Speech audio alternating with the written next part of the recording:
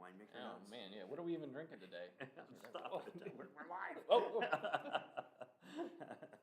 Hey everyone, I'm John Williams, owner and winemaker of Frog's Leap.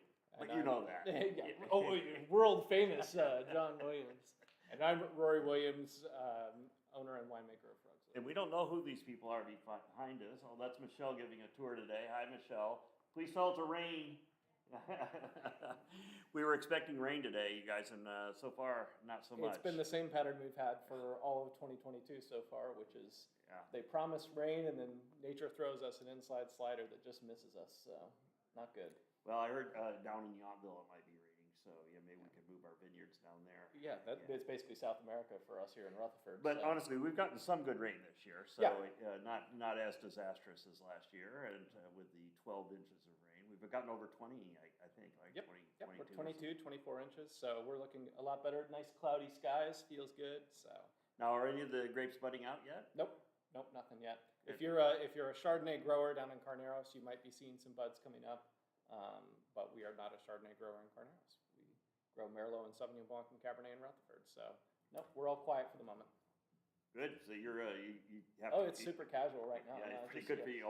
Pruning's all done, and pruning's all done. We're getting ready to plant a big block of Sauvignon Blanc and Chenin Blanc at Gallerin. So we're keeping busy out there, and we're starting to crack open our first few bottles of the 2021 rosé. Which well, we call it a crack. We actually had a debate about what is okay. this. Let's get right up to the microphone here. We need our listeners. What do you guys call this, you guys? Yeah. Oh. The satisfying click, crack. It actually sounds like my knee in the morning. Oh boy. That's either that or I'm opening a bottle of wine that time of the morning, which has happened before, I suppose. I'm exhausted. I've been helping Kelly with Casey and Hal last night and today, and I don't know how you kids do it. It's crazy. Well, I mean, I don't know that you know much from racing us because we were pretty much abandoned. Out there. You tossed us out in the vineyard, and That's pretty much true. Come back to me when you know how to pick some grapes. Wow. So our new rosé, you guys, and we're excited to share this with you. It's the wine of the day here, and it's got a little bit of a story with the 2021 vintage. So yeah, I mean, we'll tell the whole story because this is a pretty for this vintage only. It's a pretty radical departure from where we've been on rosé, but it's got this whole backstory. So most of you know you've been fans of the rosé for a long time. Well, do I have to do this so that people can see the label here? There we go. No, keep twisting. There you go. Okay, now it's loud. It's in clear detail there on the screen. Thank you. So most of you know that the rosé for us started as a way to use some of these old Valdiguet, these old Napa Gamay grapes at Rossi, and over the years we kind of been building up that block, and so less and less of those grapes were going into. Well, we've been using them for red wines. Been using them for red wines. So some of you know that we've released our first varietal Valdiguet or Napa Gamay last year, and we're going to do that again this year. More and more of those grapes have been going into the heritage blend, and so the question became, several years ago, okay, what are we going to make rosé out of? And we located. Well, I think the question for a while was whether we were going to make a rosé, but we got some substantial feedback from y'all that you wanted to keep. You like rosé, and we ended up drinking so much of it ourselves. Yeah, that's fair enough. Yeah. Shoot, if we stop making ourselves, then we're going to have to go out and buy some rosé. That's just not what we're going to do. Yeah. So we located this beautiful 1942 planted Carignan vineyard, the Rossetti vineyard, which has been basically the primary component of the rosé since 2015. And we've been super happy with that. The Rossetti's an old school Mendocino family, beautiful people. Organic, dry farmed Carignan vineyard up there. Just basically fills every soul, basically, and fills every heart. Did you know Pam Rossetti is like an opera singer, like an opera star? She's got a loud voice. I knew that. No, she actually can carry a tune. You can hear Pam Rossetti from across the vineyard. That's fair enough. Yeah. She's quite the character. But disaster struck. Disaster struck over the 2020-21 winter. So right after the 2020 harvest.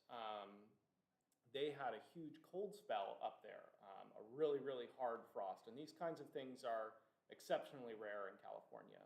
We're not in the Northeast. We don't have these huge cold snaps, but they had one up in Mendocino. And it didn't kill the vines entirely, but what it ended up doing was killing all of the little nascent buds, the the buds that just start to form during one growing season and provide the basis for all the growth of the following season. So out of these little buds that have to stay alive over the winter, that's where you get the new shoots during the growing season, and that's where all the fruit comes off of.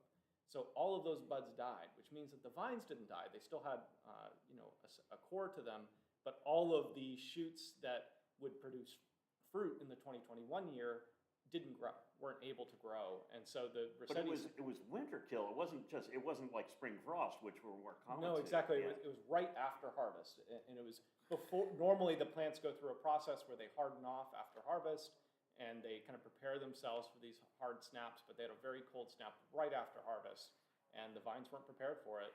And the Rossetti's had basically no fruit in 2021.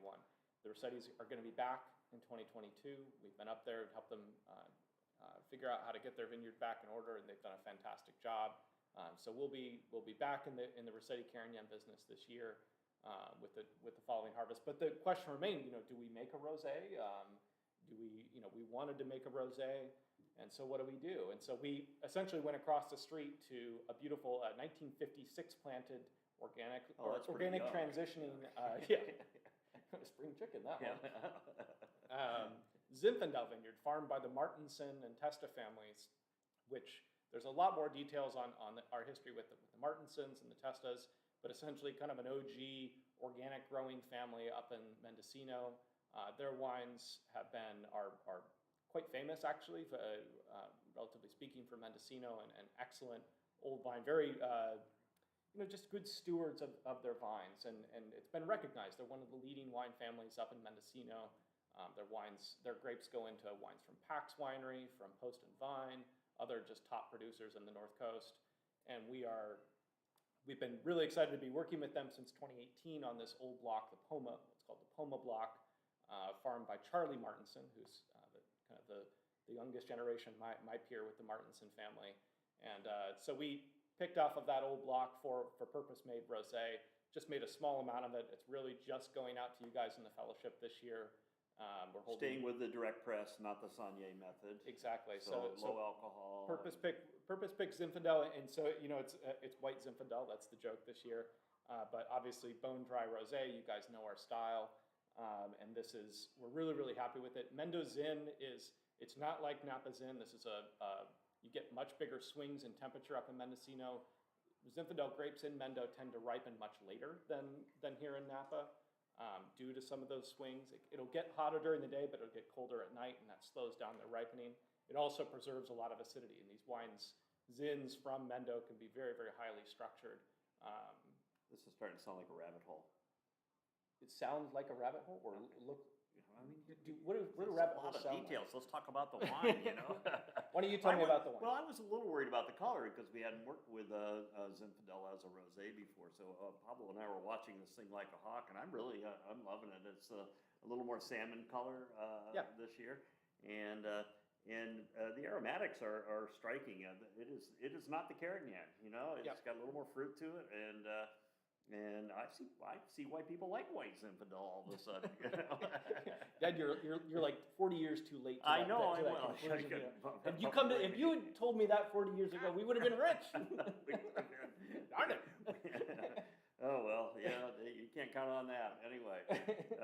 You coming into Napa 40 years later? Hey, have you heard of this rosé of Zinfandel thing?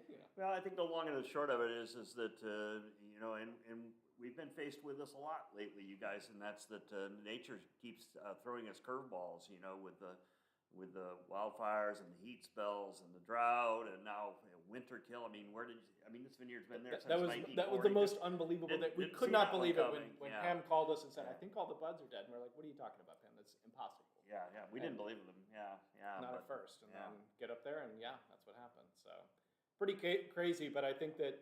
Ultimately, Dad, we're super happy with the rosé, and it's a testament to the quality growing that you see up there, and to some brilliant winemaking by yours truly. Well, I'm not going to go. I'm not 100%. I'm going to give this a rating though. So okay. Yeah. So right. If you don't, I don't want you looking. Okay. All right. Well, I'll give my independent rating over here too. Give your independent rating, and you guys all do the same out there. Any of you who've got the wine, but this may be, Don't yeah. look, don't look. All right, All right. don't look, yeah. We're gonna completely independently come up with our own rating system for this wine. Yep, and hopefully you've done the same, but I want to, I'm gonna pull a surprise on you here in that I am going to bring on a third-party verification for our rating system. You know, and I think that's a good idea, Kat, because we've gotten some emails questioning the integrity of our rating system. They say we give out too many 100-point scores. My point exactly, I get it. That was terrible. It was pretty bad. Cut that from the record, Scott. We can't. We can't. Oh, it's live. Okay, never mind. So we're going to bring on a well-known and highly regarded sommelier to come in and rate this wine. So you ready for that? Yeah. All right, from the wings, I'm going to bring on my friend Rebecca Chapa. Come on, Rebecca. All right, right in here. Hi. Now, you could say hi to everyone, Rebecca. Yeah. Hello. Yeah. Hi. So, Rebecca, I don't know how you like to introduce yourself, but you're the closest thing I always thought is maybe you're like a flying sommelier because you live in Nantucket. You're an accomplished musician. You're a restaurateur. You build wine lists for many years. I have no focus. You have no. Clear. Well, just like our wines. No, that's your glass. This is my glass, yeah. So we just poured you a little Okay. bit of this wine, and so this is white Zinfandel, and but Never heard of it. Never heard of it. That's right. And Okay. you know, so Rory and I have rated this wine, and so we're not going to pay any attention. Not You gonna look didn't, at your- I'm not gonna look you at your didn't see what we scores, wrote. okay. Yeah, Nope. that's All right. right. Yeah, and so I don't know. Wow. Tell you, Okay. yeah. I This is might have to bump this up a point or two here. Yeah, I might too. Yeah. There we go. That's a more accurate. You know, because it's Okay. developing in the bottle, I think. Yeah. I think I'm After the effective. snap of the screw cap, it really starts to Yeah. open up. That's right. Yeah. So has everyone got their rating out there? Everyone's had a chance to try the wine. Who's got a bottle? And so, Rory, do you want to you put your rating up first? Well, you know, Dad, I don't give these kinds of ratings lightly. 100 points. Yeah. Well, that is. But there's really no other way to go with this wine. Well, there was one other way you could go, and that's that I actually I upped my score a little bit to 101. You know, Wow. so, Hey, can you yeah. show the camera? Whoa, Yeah. whoa. Oh, there we go. Oh, So 100. camera's- Oh, where's the camera? There it is, There we right go. there. Yeah. 101 Okay. points. All right. But now well, we have an independent, so this is, I mean, this would be very rare, right? But Rebecca, what do you think? 100 points. Oh my God! Wow. Independent, Whoa, frog eyes, unbelievable, too. unbelievable. Unbelievable. So So that's an average of 100.3 points. You know. Oh, that- yeah, that's with a- the, yeah, a little bit A more little actually. kicker. Yeah. But no, it's great. So there you have it, folks. there you have it, folks. And this may be according the to first- independent review, this is just an incredible. It's a springy wine. It's a springy wine, and it's a springy day. I hope it's spring wherever all of you are as well. Yeah. So Rebecca, you're in town to play some music. Is that? I is am, that what actually, this- yeah. Can I'm you tell us playing- about that? I'm doing a little set at 5 p.m. on Wednesday, the 23rd, at Golden Gate Park in the new band shell with Illuminate, which is a group that helps to promote light within the city of San Francisco. Cool. So it's really cool. And then we're gonna there's gonna be like proceeds going to the Ukraine. Well, if we have people in the Bay Area, how could they get in on this? Yeah, so the yeah. concert starts at 4. There's 3 female acts, and it's free. So just come on down to the band shell in Golden Gate Park, right near the concourse, where the Academy of Sciences and the DeYoung, right there.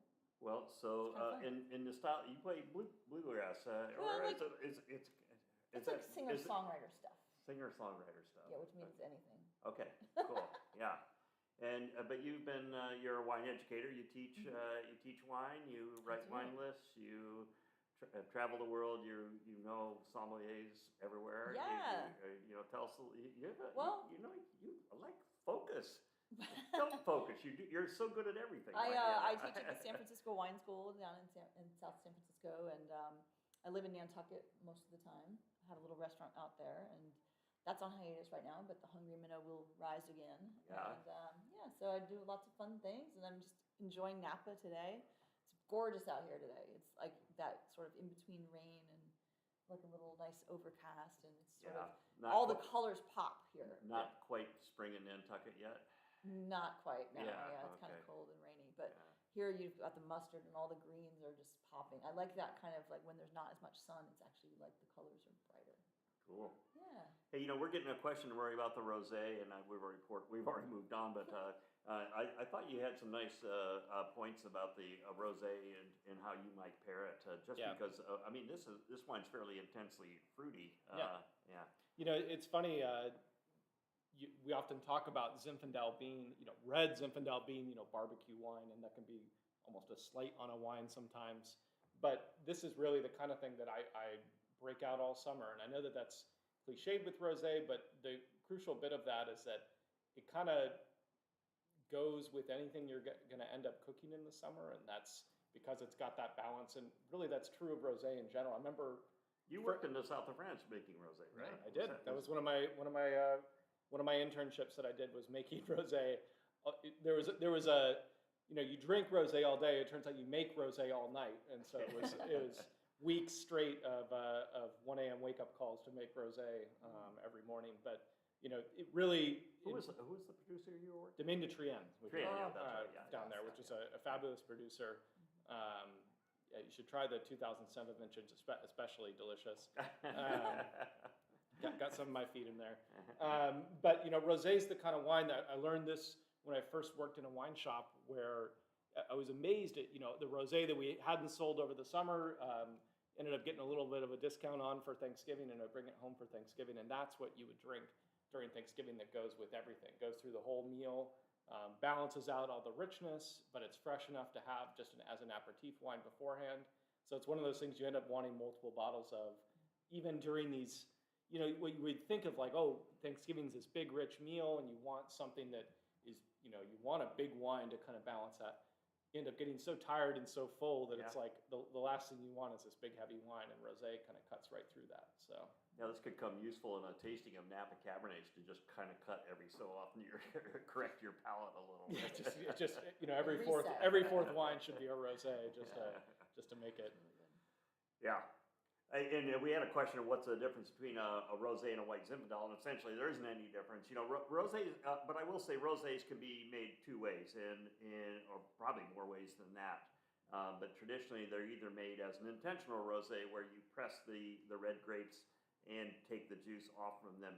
That would really mean that you were picking the grapes at a lower, so you're intending to make a rosé. A lot of rosés these days are what we call the sommelier method, where you're actually making red wine, and you drain some of the juice off of the fermenter before you ferment the red wine, and this helps deepen the color and the concentration of the red wine, and it gives a place for this juice to make rosé. So I think a lot of rosés are like that. And they're fine.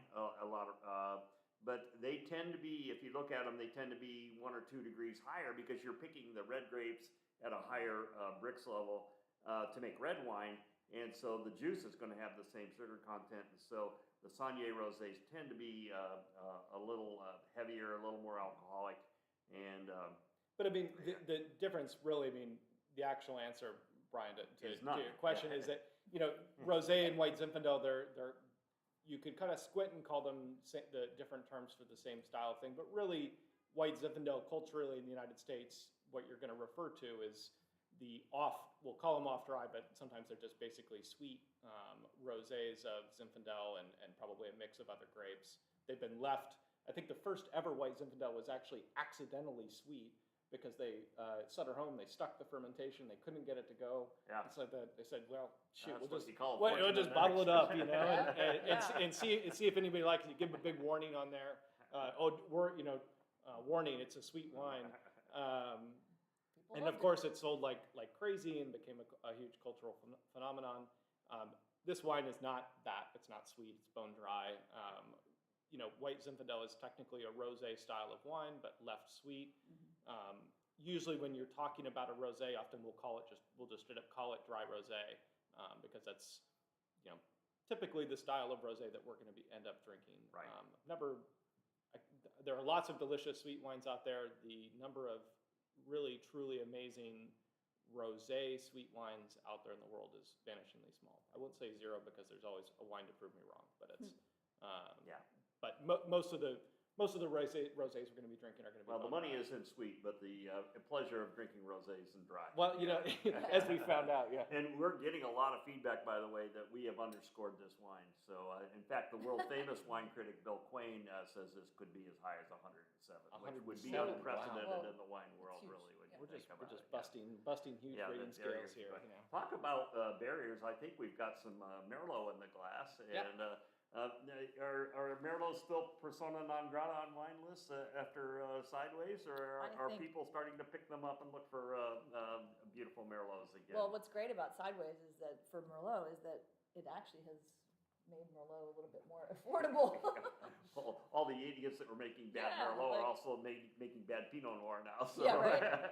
Yeah, no, I think Merlot is one of the best grapes out there and very underappreciated, because of Sideways, but you can't always trust everything you hear. It's a Right. great wine. Right. So Oh, this is so nice. 2019 Merlot, a fantastic vintage, following on the heels of the 18. So we've got a lot of Merlot out, and well, not a lot. We are making less and less all the time. We're a strictly estate grown grapes at this point, and but we're loving our Merlots. We've been making it since since 1990, and our cellar is packed full of these wines that are just aging so well. You guys have heard us say this so many times. Merlot is red fruit, whereas Cabernet is black fruit.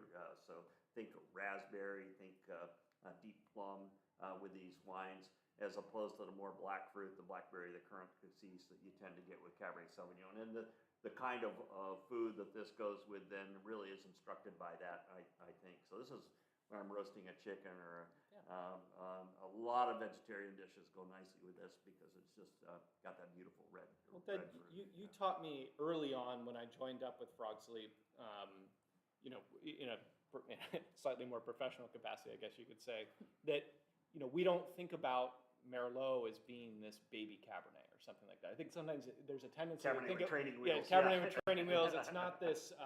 It's not a wine that you're supposed to be thinking about as like, well, it's Cabernet, but it's less than, or it's not as much black fruit. Instead, Merlot is its own animal, and really, I think for me, it's been most clearly borne out as I've seen the wines that we focused on in the last few years as they develop. So Cabernet, when it gets into the bottle, it's all power. It's got tons of texture, tons of richness, but it can be a little, it's super freshly bottled.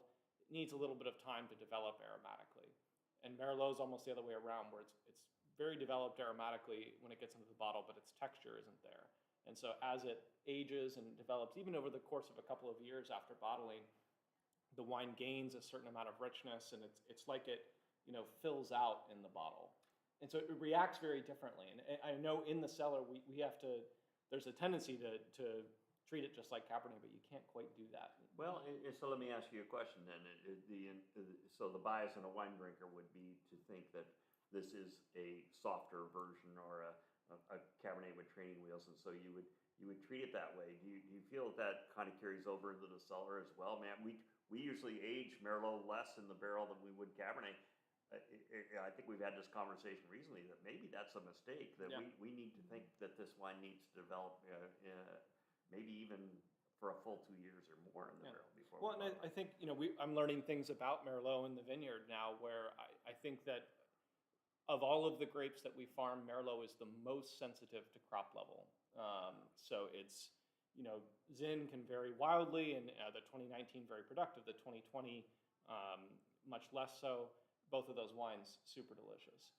That same kind of variability in Merlot doesn't work. The wine ends up being unacceptable if it's way too high of a crop, and so we end up having to be extremely careful about our crop level in the vineyard, and really fine tuning elements of sun exposure and all this stuff.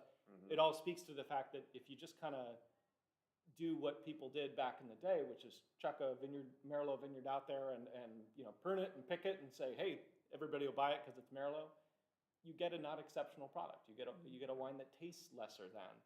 But man, when you nail it, when you get that exposure perfect, when you get the perfect treatment in the cellar, you get the right barrels on it, you get the right crop level, and everything kind of, you're talking about this wine now as being this super finicky kind of grape, and I think that's kind of what it is. To get it perfect, it takes a ton of work and takes a lot of care. But when you do get it right, it's this wine that's super fresh, very lifted aromatically, and then is also this expansive, rich wine. I think that Merlot, when it's properly made and given its time in the bottle, is just as texturally rich and powerful as Cabernet, but it sneaks up on you. It doesn't just give you everything all at once. It needs time to develop. It needs time to gain that richness. So it requires some patience and requires some care. And it's something that I hope that more and more people give it that kind of care, because it's really wonderful when you get it right. Well, of course, some of the greatest and rarest and most expensive red wine in the world is 100% Merlot. So, I mean, lesson learned. Do you think, I mean, it's been a long time since Bordeaux has been the favored wine on wine lists around the country, and Burgundy has been the star of the moment. But with the rising Burgundy prices, do you think people are going to be looking back, and particularly on the right bank? I would think so. I mean, I think that, one of the cool things about Merlot, especially about this one, is that, like, because Thank you. of 100 points. We don't even need well, a rating. We do. You don't even need a rating. Because It's of just assumed, the sort of like hypercritical, sort of scrutiny it's gotten, it kind of was like this little wallflower in a way. Mm-hmm. And what's cool is to see it like shining on its own as also a grape that's, it's not being sort of shrouded by being blended with Cabernet and Petit Verdot and other grapes. It's like here it shines on its own, and you really get to see the beauty of the wine and how versatile it is. And also what's great is the subtlety of it. Like, it doesn't have that sort of, powerful Cabernet focus. And so it has the ability to pair with different kinds of foods, so like it's chilled out a little bit. Yeah, right? here's your food to go with, not necessarily beef or venison or these heavier meats, but more like with, pork or squab or these sort of lighter dishes, maybe something with My a little famous less cheddar power. cheese souffle. Maybe, yeah. Oh my Mhm. gosh, that Yeah. sounds delicious. There we go. Yeah, I mean, this Is is that like, what you're cooking for dinner tonight? Uh, All my are coming over, and I would, except Tori took all the eggs with her down to Santa Barbara. how dare she? made an escape. We But have some yeah. eggs now. We can bring them up. I mean- oh no! This is also like the perfect sort of not too heavy wine to have with hors d'oeuvres or aperitifs. Like you're like Yeah, the weight. your is- cheese wine, or like something to have at the end of the meal where your palate is so overloaded with all the flavors. Like you were saying, that like sort of the Thanksgiving meal, it's like you want something a little bit lighter and like take a back step to something that's a little bit more delicate. And it's really, it's beautiful. It's a beautiful wine. It is so beautiful. It has been so frustrating, really, to have Merlot achieve the well-deserved bad reputation that it got. I mean, for a lot of years. I mean, we would go years where I would be at a tasting, and we'd have all 5 of our wines there, and people say, I want to try everything except the Merlot. I mean, they really wouldn't even try it. Yeah. So I think we're slowly evolving out of that, but you know what? More for us. Yeah, right? When I worked at Jardiniere, I remember one of our waiters, he went to someone, he's like, try the Merlot. I think you'll like it alone. Oh, no. I'm not going to write that Bad down. joke. It's stuff like that kind of brought the That was his variety last down. night. Yeah. It's terrible. No. Yeah, we fired him the next time. He had to go. I remember So- pouring at tasting events as a kid, or not a kid, 21, but You make but sure being Ocean's right next to Yeah. right next to wineries, and they'll have a full slate of wines, and they'd have their Merlot, and they'd have a Cabernet, and they'd have the Reserve Cabernet. And so of course everybody comes up with their glass and says, "Reserve Cabernet, please." Yeah. And you're kind of looking over, and the Merlot bottle isn't getting touched. Nobody wants to try it. Yeah. And Well, it's half gone, but it's only because you've been drinking Well, it. but that's the thing, that's the- winemaker drink that. I mean, part of the reason to go to a wine tasting, as a pourer, is you can taste the wines next to you, and you get friendly. And I kind of whisper to the guy, like, "Your best wine is the Merlot." And he's like, "I know." Yeah, don't tell anybody. anyone. Yeah. Poor Merlot. Oh my gosh. Just gets no respect. But 19 vintage. I mean, it was beautiful. But we did a couple episodes of some pretty warm weather, which this wine would have just been right about the point of harvest when we had these. Yeah, 19 was a really warm vintage. Several kind of heat events that. Honestly, Merlot with its big canopy, it can kind of roll with it. I think a little bit more if it's got sufficient charge in the soils. And in 19, we were coming off of a normal year of rainfall, and the vines had plenty of reserve in the tank basically. And so I think the Merlot in 19 it rolled with it. It's a little bit more powerful than usual. That can make the wine wrap up. Explain the high alcohol in this year. Yeah, what is it this year? 13.4. 13.4. You went crazy. Usually it's Oh my 12.9. God. Oh my God. Well, that's all the vodka we added back into the Oh, I wine. see. Just to But fill it not out. Russian vodka. Yeah, it was not Russian no, vodka. Okay. No, 19 a very warm vintage, and it's the kind of wine.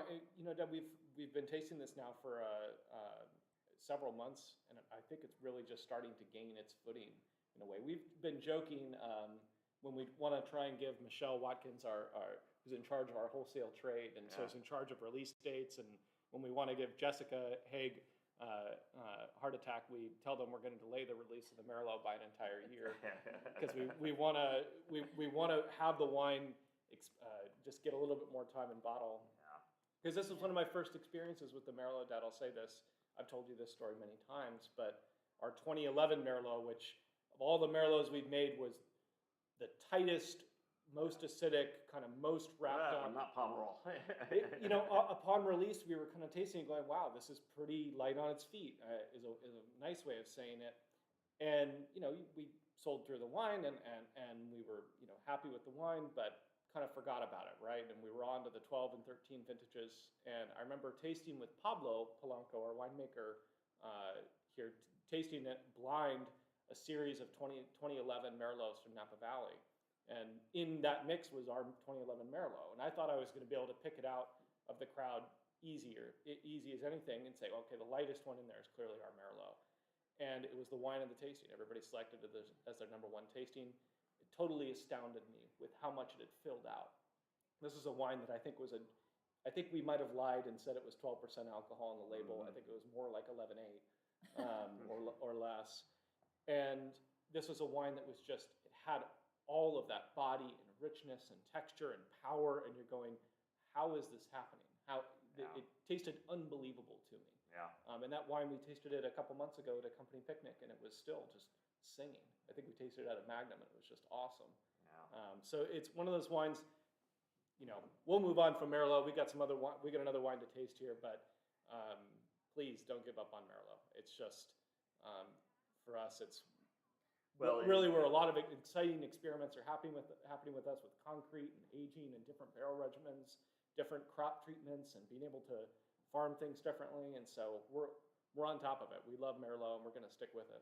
Well, and honestly, and it's an extension of the argument that we've been having is that these wines age extremely. I mean, we've only been making these for 30 years, but I mean, they age forever. We have never made a Merlot that we think is too far gone in the bottle. I mean, they're still developing. So no, we had the 1990, our first ever the other day, and it was just still packed with fruit. Hi guys. Yeah. Hey, what's up? Yeah. Oh, you guys are finally here, ready to party. All right, cool. Did you forget about Yeah, me? come on. Am I still cool? No. Oh. Oh my God. Of course, that was pre-sideways. Yeah, so that was way pre-sideways. No, he went into the idea. bottle thinking it was the coolest thing in the world. It came out and it was Wait, a what wasteland,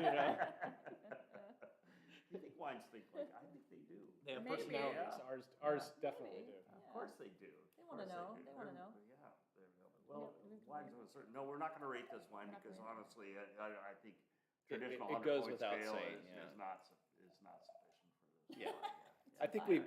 we've got to can't even start. fight We got to introduce non-real numbers and imaginary numbers really to get at the potential of this wine. Yeah. Okay, so Logarithms, who knows what. Yeah, exactly. I've been excited to try this.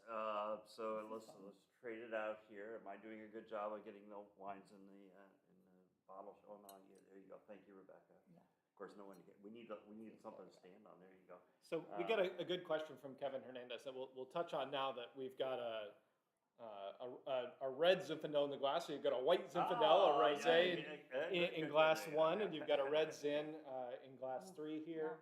So this is our Baldochi block at the Molinari Vineyard, and I'll go in a little bit into what that means, but essentially a kind of a special selection of Zinfandel from the 2020 vintage for you guys. But And- a wine here now that's 2.5% higher in alcohol than the rosé. Yeah, So and so Kevin, your question was, how do you evaluate whether to use a harvest for a rosé versus a traditional Zin? And would you risk using a potentially excellent Zinfandel harvest for rosé? And, the question, I'll respond in a nuanced way, which that'll be a change. we'll never give you a straight answer.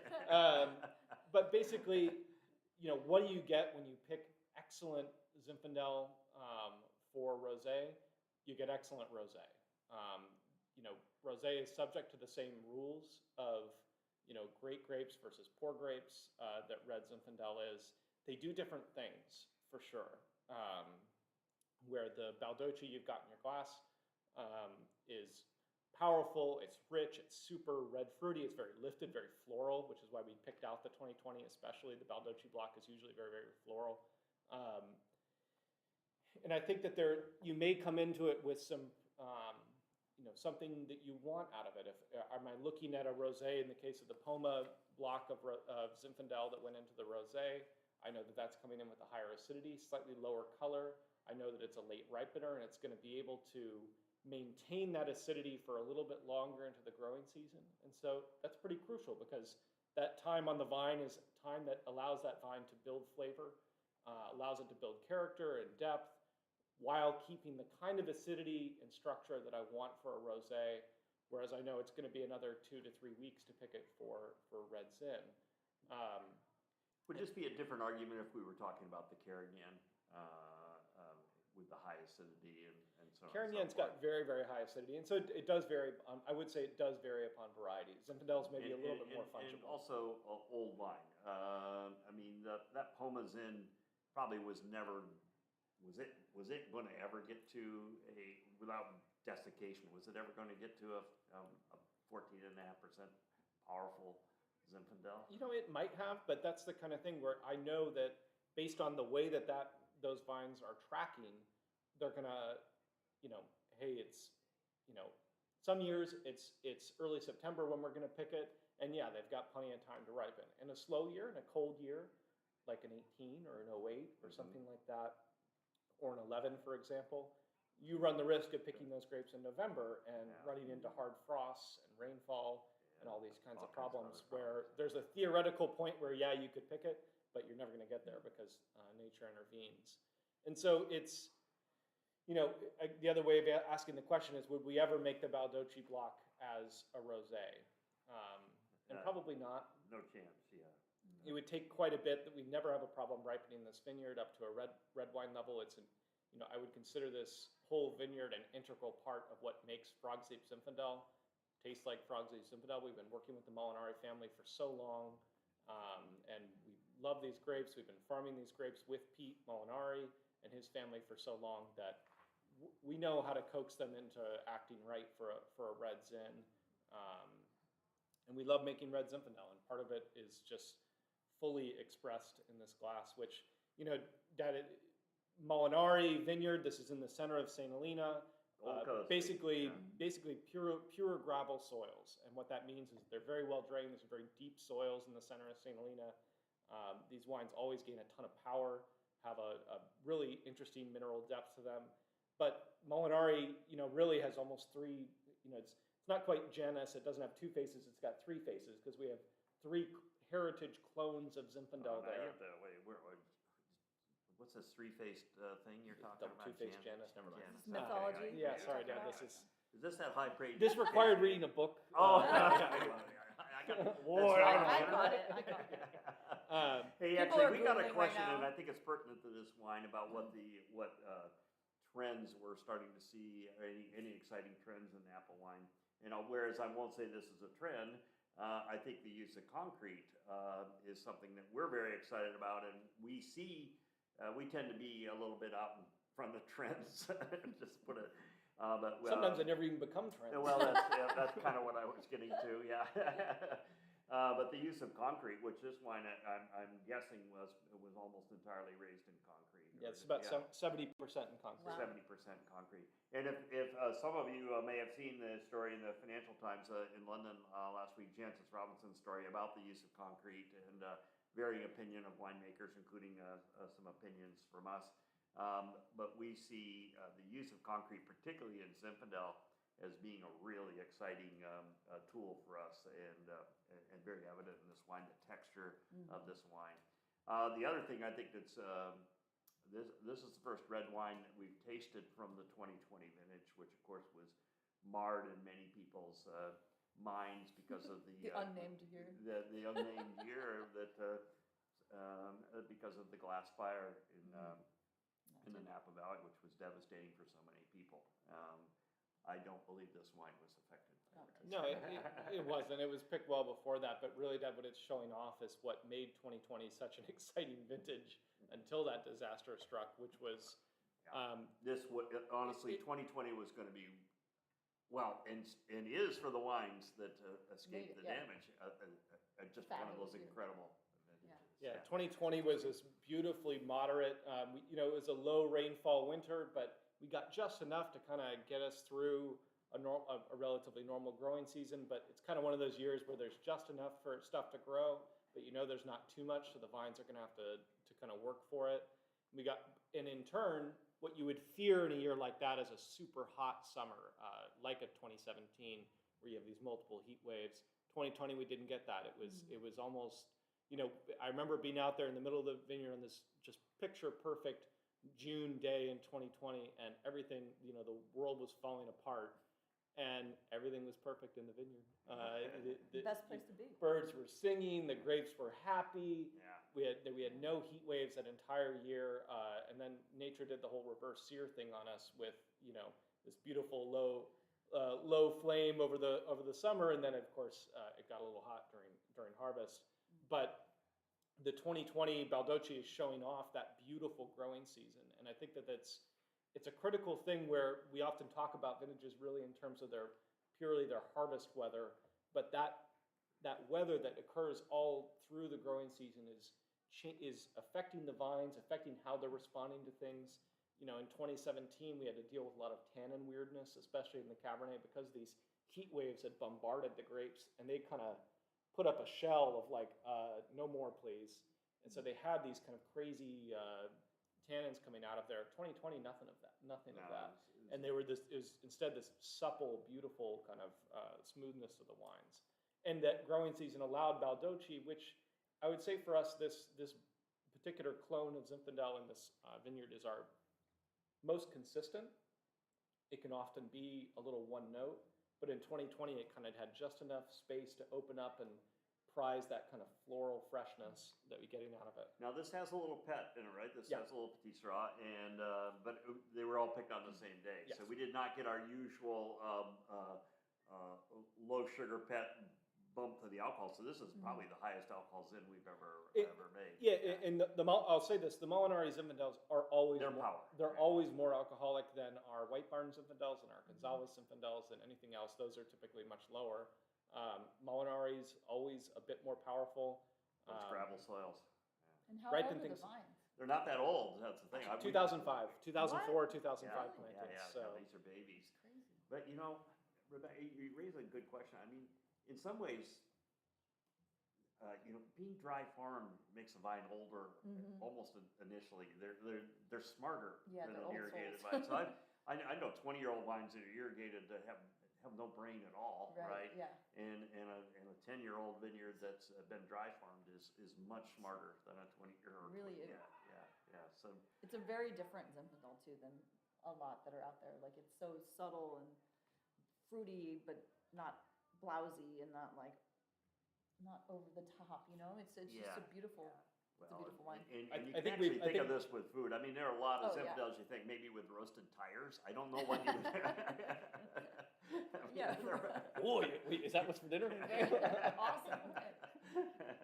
No, it's really a beautiful wine. Yeah, it's we've always loved the Molinari Zinfandels they have this beautiful balance of the power and then the freshness and that kind of just enough structure to the wine to really contain that power and drive it forward. And these are always the wines we often taste.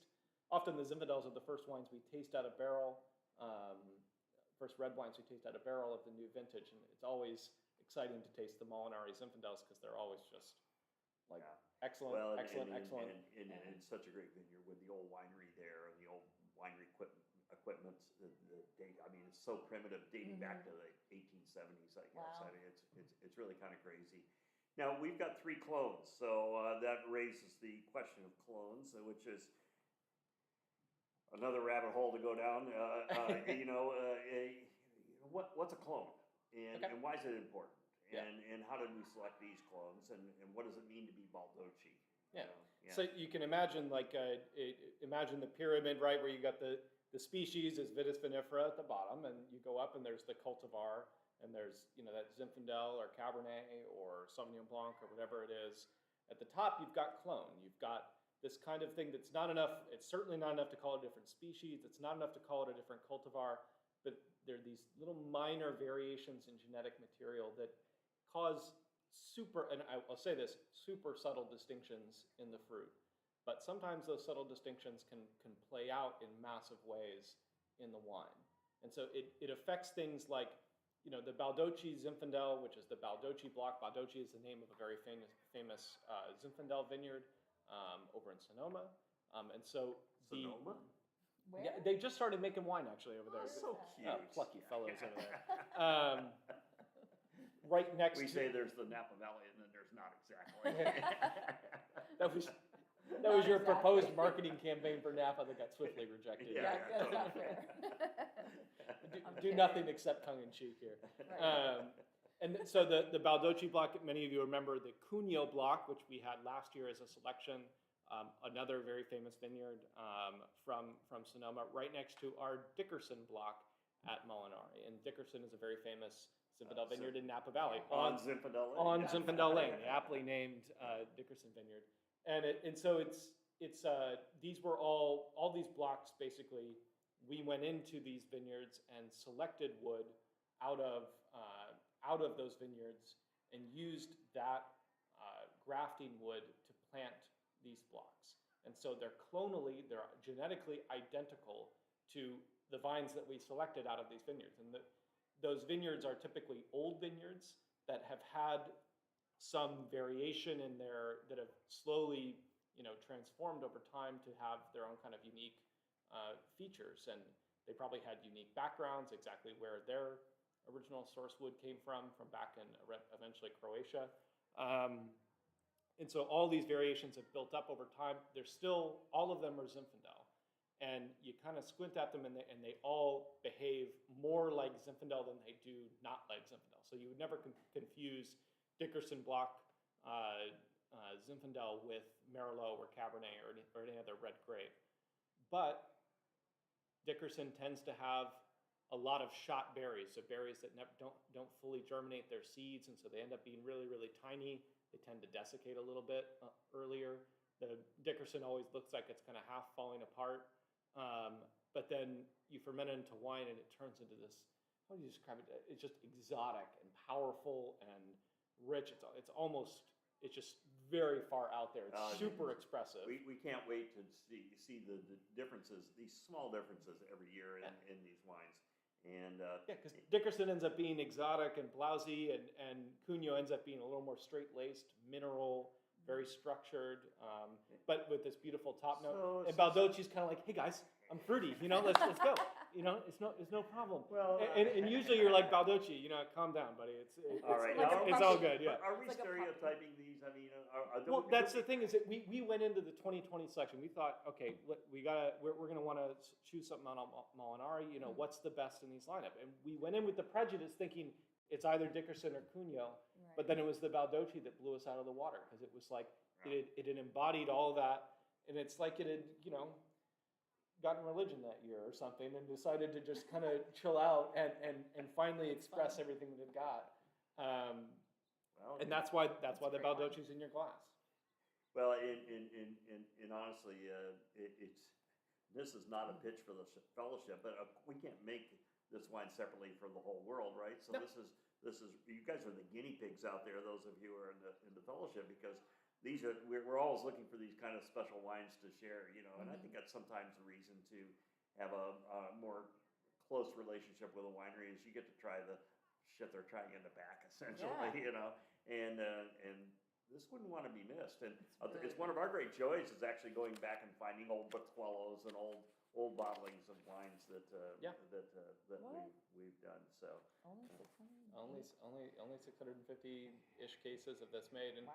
you know, there was an earlier question about trends in Napa, and I think that this is, you guys help us follow this kind of, I won't even call it a trend, but just the way that, you know, you saw how animated we get about about some of these wines, and it's exciting for me. I've been out there pruning. Must be it, one. I've been out there pruning Baldochi for 10 years. Wow. You know, when I first started pruning the vines, they weren't even that old, and now and they were kind of, you know, the first few vintages were a little one note, and you're kind of going, okay, these are young vines. You know, you did just fine this year, but we'd love to see you grow up. You know, come back to us in, Show in us a few what you years. got. Yeah. And now it's like, oh my God, that Yeah. this is turned the corner. This is showing everything that it's got. It's all this promise that you've built up over the years, trying to do everything right. And you guys help us select wines like this and end up making things more exciting for us and really getting down to, you know, we're talking to you guys about clones and soil differences, the kind of stuff that, you know, if we were super into giving you guys the kind of BS marketing, blanding stuff, Let's bland try stuff. that next time. Yeah, that would make us a lot more money. But speaking of white Zinfandel, Right? but we're about as we're about as good at that as we are at making you know, according to Hoyle, white Zinfandel. But it's you know, that kind of thing, that kind of specialization of soil and cultivar, and getting down to clone and getting down to you know, managing all these different clones and cultivars differently depending upon the year. That's an exciting trend that this guy over here is pretty sour about Napa half the time, but I'm a little, yeah. What are you talking about? But I love It it. used to be better back in my day. Back Oh, in yeah. your day, oh God, yeah. Back when we were pulling the grapes with wagons and mules and yeah. Yeah, that was better back then. We were like, our carbon footprint was less, that's for sure. Yeah. Well, Rebecca, so now, you know, we're gonna get people at your concert, including myself, Yeah, I hope, please, you know. come. And when are we gonna see the Hungry Minnow again back Hopefully, in we'll Nantucket? see. Yeah, so this year that's up the right there. location has changed. It's a we'll real have- locals place, though, Yeah, right? yeah, it's like it was at Children's Beach, and so the contract has ended for that location, but we're hoping that the Flying Minnow Oh, the might flying happen, minnow. so we'll see. Okay, yeah. Flying Minnow, yeah. Keep Flying looking for the fish. minnow whenever you're in Yeah, in Nantucket. exactly, Get off the exactly. plane and say, "Where's the minnow?" Exactly. You know, I want to go Very to the cool. Minnow. So And you're hopefully. still writing some wine lists. You're still teaching. Yeah, I'm you're writing a still, wine list in San Francisco for Mabex, which is doing a rebrand, which is so cool, like a reorg, and yeah, and teaching at San Francisco Wine School and Yeah. writing songs and. Well, if people want to stay in fun touch with things. you, it's just RebeccaChappa.com, right? Yeah, absolutely, yeah, Well, you can come you find me. should. I have You a guys, blog. she's a I do things. you're weird a fresh voice in the wine industry. Yeah. It's very fun to have thank you you. here. I'm so happy to and- be here. Look at it. It's I gorgeous out. know, and we have so much fun. We have such a great group of people out there who have become our friends, kind of virtually in some cases, and actually in many cases. I think Darren and his wife are going to come and celebrate their 30-something Wow. anniversary. That's So cool. they're on. Honestly, it was shocking to understand that real people were watching this.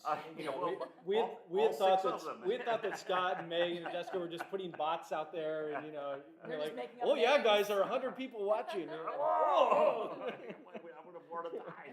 Anonymous 1 and Anonymous 2 are asking. Yeah. No, but Yeah. it's super fun to see you guys here and taste the wines with you, because we like drinking wine. It's a big so, extended family. yeah, exactly. It really is. It really is. Well, I'm going to drink the rest of my Baldochi and wonder, you know. I'm going to go back to the Merlot, Deb, You're because gonna go back to the this is Merlot? already Yeah. opening up even just in the glass. Merlot needs Well, patience. Yeah. I'm thinking maybe some chicken piccata with that Merlot tonight. Is that what you're something cooking? No, it's not an invitation. No. Okay. Yeah. But you can send Alma over if you want. Well, I'm making roasted tires, so. Oh, you're on tires. I got a wine for you. So, you got a pinotage in your cellar? Oh God. I guess I'm eating out. I guess I'll disinvite myself. Yeah. Anyway, we love these wines. We answer a quick question here. Wayne, you had a question. Quick hit comparison of 2017 and 2019. Both very warm vintages. 2017 hard to be warmer than 2017, and that was mostly defined by huge heat spikes that we had through the whole year. 4 major heat spikes during the growing season, and of course the fires that happened in early October, which put a quick end to the Cabernet harvest at the end of 17.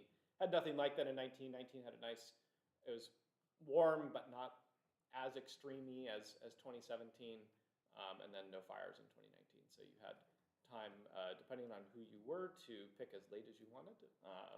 But for us, it was just the proper room to make a powerful, very productive vintage in 2019.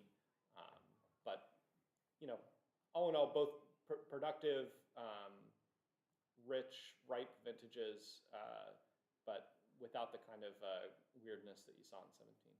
Well, and here's to 2022. We've got a good start. We'll soon see the grapes come out for the first time. A few more inches of rain, not a lot, but maybe 3 or 4. They're calling for a big storm next week. Oh, yeah. I love the forecaster. He calls it a threat of rain. That is not a threat. A threat. So if you're into that kind of thing, pray for a little bit of rain for us. But it's looking good. We're just working. If you guys would like to sponsor a rainfall event for the Napa Valley, come and do a rain dance. Come and do a rain dance. But things are great at Frog's Leap. Please come and visit. We're all opened up, and people are here. It's fun. It's a beautiful time of year to be here. But we're thinking of you all and back in your homes, wherever you are.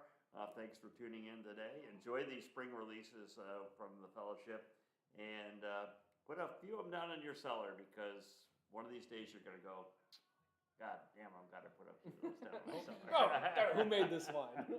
Cheers. Cheers. Thank you so much. Cheers. Cheers. To you Take guys. care, you guys.